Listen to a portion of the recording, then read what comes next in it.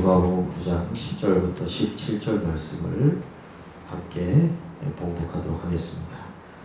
사도들이 돌아와 자기들이 행한 모든 것을 예수께 여쭈니 데리시고 따로 벳세다라는 고을로 떠나가셨으나 무리가 알고 따라왔거늘 예수께서 그들을 영접하사 하나님 나라의 일을 이야기하시며 병 고칠 자들은 고치시더라.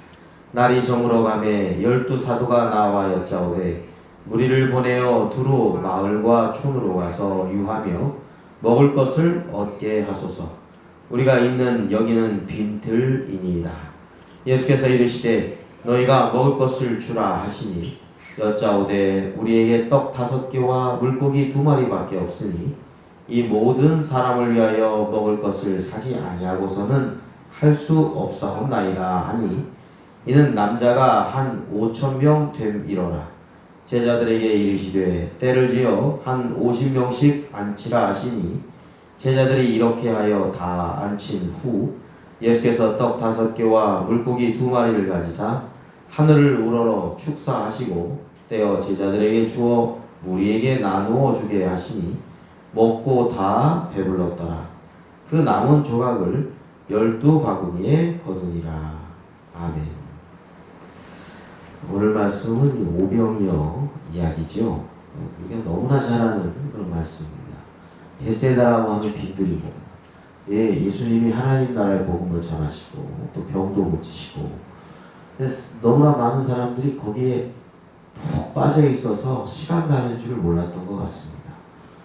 이제 해가 미역미역 저물어가지고 배도 고픈데 빈들이니까 어떻게 할 수가 없는 거예요. 그래서 마을로 내려가야 된다. 제자들이 예수님한테 그렇게 말씀을 하시죠. 그러나 예수님 생각은 다른 데 있습니다. 그래서 너희들이 먹을 것을 줘봐라. 이렇게 말씀하시죠. 제자들은 예수님의 여러 가지 역사를 목도해 봤기 때문에 하여간 예수님 말씀에 순종하는 게 낫다. 이제 그런 생각을 한 제자들이 있었던 것 같습니다. 먹을 것을 뒤졌겠죠. 요한복음에 보면은 어린 한 소년의 도시락 이렇게 표현을 직접적으로 하고 있습니다만 누가복음에는 그 표현은 되어 있지 않습니다. 오병이어 말 그대로 물고기 2마리 보리떡 5개 어린 한 소년의 도시락을 가지고 오죠. 그때 주님이 어떻게 하십니까? 그것을 받아 드시고 하늘을 우러러 축사하시고 떼어서 무리를 한 50명씩 앉힌 다음에 야, 이거 나눠줘라. 제자들에게 말씀하시죠. 제자들이 순종합니다. 분명히 가나의 혼인잔치를 기억했을 겁니다. 항아리에다가 물을 담은 다음에 나눠줘라. 포도주를 나눠줘야 하는데 물을 부었잖아요. 근데 하인들이 순종해서 나눠줬더니 물이 포도주가 된 것을 알고 있었을 거예요. 그래서 순종했던 것 같습니다. 순종해서 나눠줬어요. 아니 조그마한 도시락 5병이어밖에 안 되는데 어떻게 거기 있는 성인 남자 5,000명이니 여자까지 합하고 어린이 노인까지 합하면 한 2만 명을 다 먹일 수 있었을까요? 불가능한 얘기죠. 그러나 예수님의 말씀대로 순종합니다. 12제자가. 그랬더니 다 배불리 먹고 12광주리가 남았다. 이런 말씀이 되겠습니다. 자, 오늘 말씀을 통해서 우리는 3가지 정도 생각해 볼 필요가 있습니다.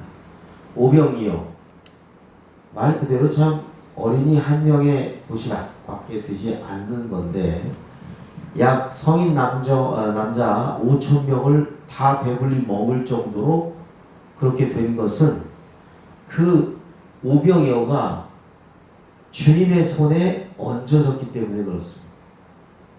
오병이어는 그냥 오병이어죠. 아무것도 아닌 거예요. 그냥 어린아이 도시락이에요. 아마 예수님 손에 들려지지 않았다면 그건 어린아이의 도시락으로 끝났을 거예요. 근데 주님의 손에 들려졌을 때 오병이어는 풍성한 광야의 빈들의 식탁으로 변화가 되었다는 것이죠. 아무것도 아닌 것 같은데 놀라운 예술가에게 조그마한 붓이 예술가에게 있을 때하고 5살짜리 꼬마에게 있을 때하고 미술을 전혀 알지 못한 꼬마에게 있을 때하고는 정말 엄청난 차이를 나타내지 않습니까? 어린아이가 가지고 있는 연필은 하나의 낙서의 도구에 불과하지만 위대한 예술가에게 그 연필은 엄청난 걸작품이 될 수가 있죠. 우리 주님은 세상을 창조하시고 다스리시고 풍성하게 아무것도 없는 곳에서 있게 만들어 주시는 분입니다. 그렇기 때문에 우리의 삶이 때로는 오병이어처럼 부족한 것 투성이고 없는 것 투성이고 턱없이 부족하지만 그것이 주님의 손에 들려졌을 때 어떨 때 보면 초라한 것 같지만 주님의 손에 들려졌을 때 하나님은 놀라운 역사를 펼쳐 주신다는 말씀이 되겠습니다. 두 번째로는 감사한 거죠. 오늘 말씀에 보면 축사하시고 이렇게 말씀하고 있죠. 우리가 이제 한문을 통해서 이렇게 16절에 하늘을 우러러 축사하시고 이렇게 나옵니다만 그 축자는 기도하다죠. 축원한다 할 때. 그 다음에 사자는 감사하다 할 때 사자입니다.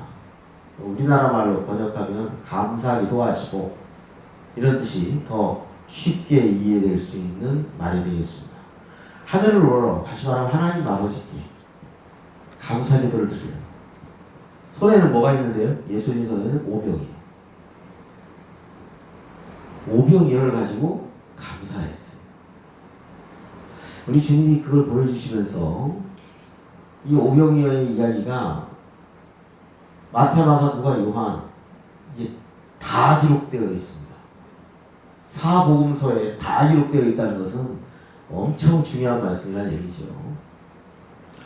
우리가 생각할 때 감사라고 하는 것은 뭐 있을 때 감사하기, 이렇게 하면은 감사하겠습니다. 이렇게 해주시면 감사하겠습니다. 이런 표현을 우리가 많이 사용하잖아요. 그러나 성경은 그렇게 얘기하지 않습니다. 아무것도 없을지라도 하나님으로 인해서 감사하고 찬양하고 기뻐하고 무화과나무에 비 마르고 포도나무에 열매 없고 감람나무에 소가 없고 이제 외양간에 소가 없고 아무것도 없어요. 그럴지라도 나는 여호와를 인하여 기뻐하고 찬양하고 감사하는 것. 이게 신앙이죠. 그래서 오병이어는 정말 턱없이 부족해요. 그렇지만 하나님 앞에 감사합니다.